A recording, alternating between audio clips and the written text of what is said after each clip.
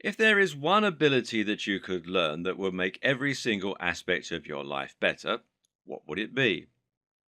Undoubtedly, it would be the ability to control your emotions and to control the way you think. This might sound like a surprising claim, but the ability to control your emotions and the way you respond to a situation is not only the secret to happiness, but it's also the secret to being able to get whatever you want from life. Why? Because it's our interpretation of events, more than the events themselves, that dictate our happiness, mood, and performance. Not only that, but our emotions and the neurotransmitters that control them are what alter our ability to focus, to remember information, and to be creative. Let's imagine a scenario where you're trapped inside a lorry that's turned over and is now hanging over the edge of a precipice. The slightest movement could ruin the balance and send you plunging to your death. Bad times. What happens to you in this situation?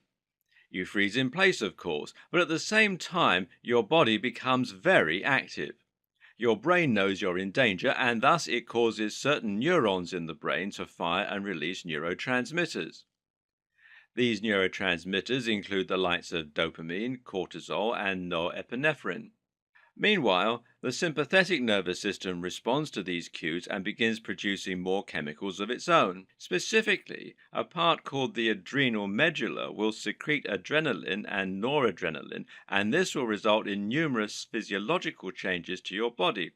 Your heart rate increases, your muscles contract, and your mind races. But here's the twist. It turns out that a rescue crew has been working unbeknownst to you and has attached the lorry to the ground by a chain. You're completely safe. The reaction of your body is in response to your belief and your perception, not the reality.